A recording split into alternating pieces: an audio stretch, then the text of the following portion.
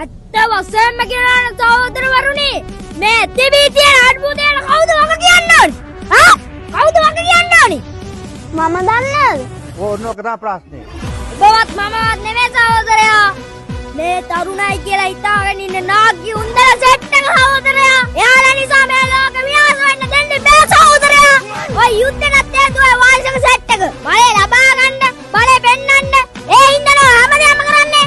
ඉතින් අපිට පාන්ද? නෑ සහෝදරයා. අපි මේම හිතන හින්දා තමයි අපිට හැමදේම මේම වෙන්නේ. මිනිහෙක් කවුරුද 60ක් 70ක් ගියාම ඔය තණ්හාව ආශාව වැඩි සහෝදරයා. බලන්න සහෝදරයා. දැන් ඔයාලා ආච්චිලා සීයලා ගෙවල් වල ඉන්නවනේ. එහා පැත්තේ කාට වැටකින් ඉත්තක්වත් කපන්න දෙනවද? ඉත්තක්වත් කපන්න දෙනවද? නෑනේ. අනික ඉඩම් වල කොච්චර තණ්හායිද? ඕනෝක තමයි. අනිත් එක වැඩ කරන්න ඇති වඩුවා. ඒක තව එක්කෙනෙක්ට දෙන්නෙත් නෑ, පාවිච්චි කරන්නෙත් නෑ.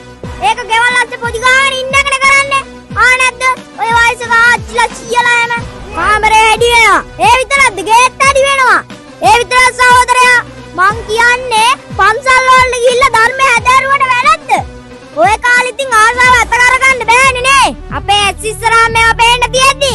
ඇයි මේ 70 80 වයසක ලොක්කෝ කියන දේවල් අහලා මේ රට මරාගන්නේ?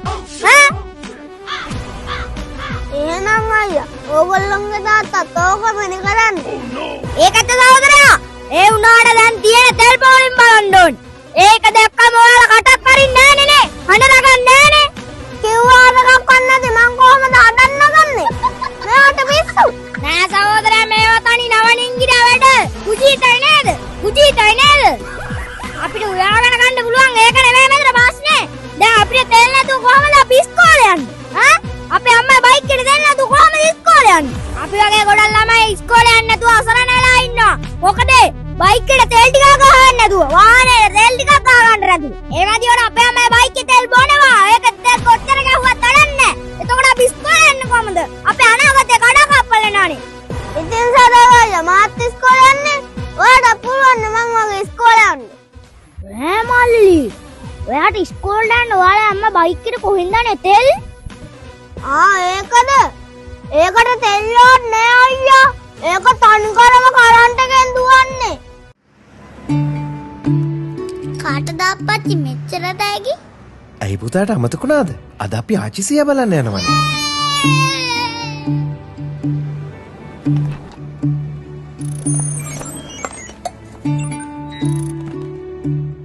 අප්පච්චි එයාලට දැන් මාව මතක වන්නේ නැතුව ඇති.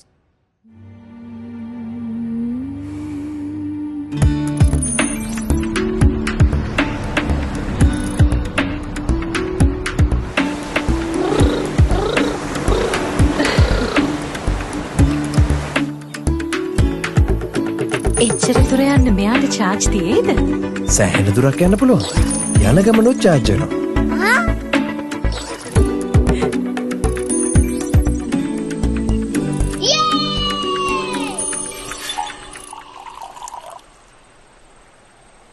අප්පච්චි සියට යාචිතයි මාව මතක දීද? එයාලට ඔයාව අමතක වෙන්නේ කොහොමද පුතා?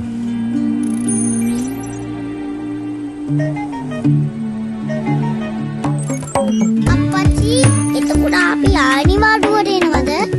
මෙයා ඉන්න නිසා අපිට ඕන දවසක එන්න පුළුවන්. අපි ජූඩි මහත්තයා උස්ස ගිහිල්ලානේ. යාගියා T5L සතුට පිරුණු දිගු ගමනකට. එතකොට තාත්තේ අත්තටම තෙල් ගහන්නේ කොහෙන්ද මේකට? දැන් බං මෙච්චරලා මං කිව්වේ බං මේක කරන්ට් එකෙන් දුවනවා කියලා. තෙල් ගහන්න තැනක් කොහෙද උඹ හොයන්නේ? තෙල් ගහන්න තැනක් නෑ බං මේකේ.